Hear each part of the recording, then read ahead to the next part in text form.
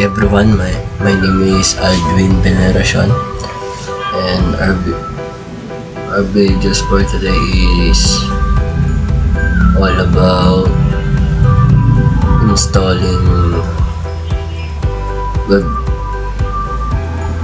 Windows Server 2016.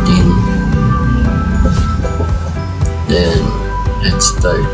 First we go to the Google and search Windows Server 2016 as download or downloads. Then click the ISO download 64-bit edition. Then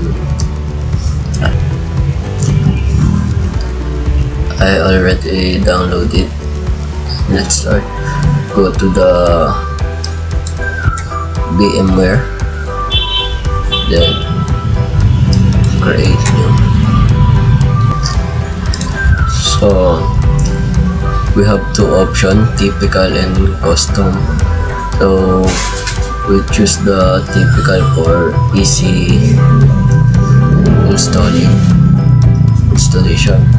Next, then choose the I will install the operating system later. Next, so you can change the name of the machine.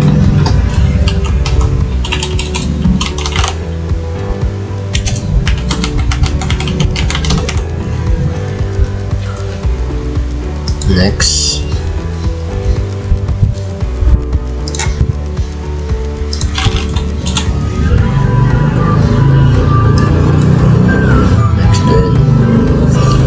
choose the store virtual disk as a single file.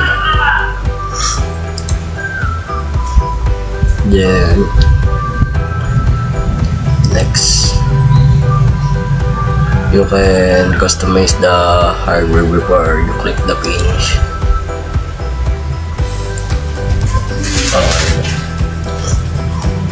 The memory is already 2 GB. Then close. Finish. Then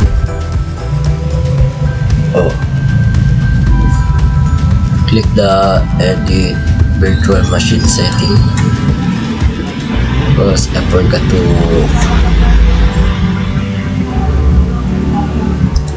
to change the CD DVD to use ISO image file. Then click browse, go to downloads, then pick the file that we download earlier, open, then go to the option, then click setting, click advanced, then change the UEFI to BIOS. Then okay, and then click the power on virtual machine to start. Click next,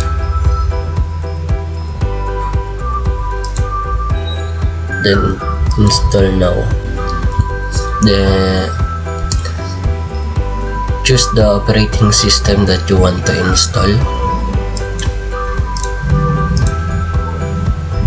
Then next,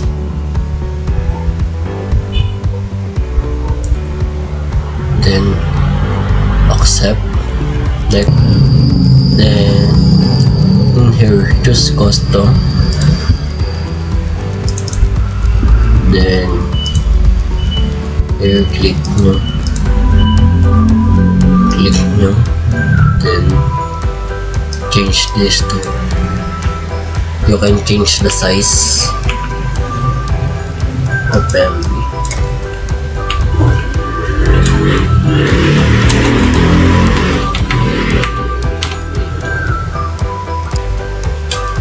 So in here I will choose the second one. Then next,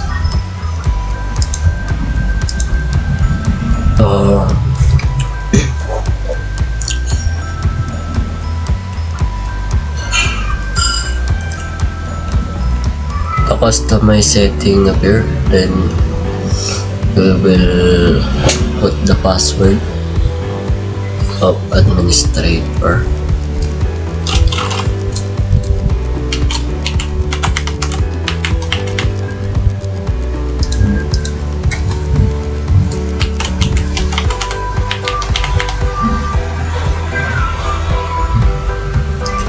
Click finish. After that, press Ctrl Alt Delete to unlock.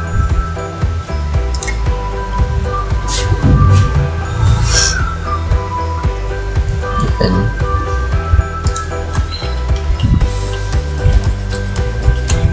type the password.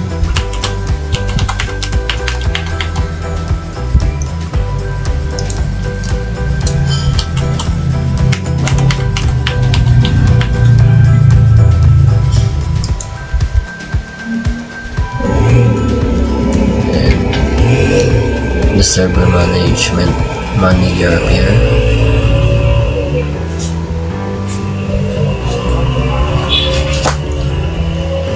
And we're done in our agenda for our video. Thank you.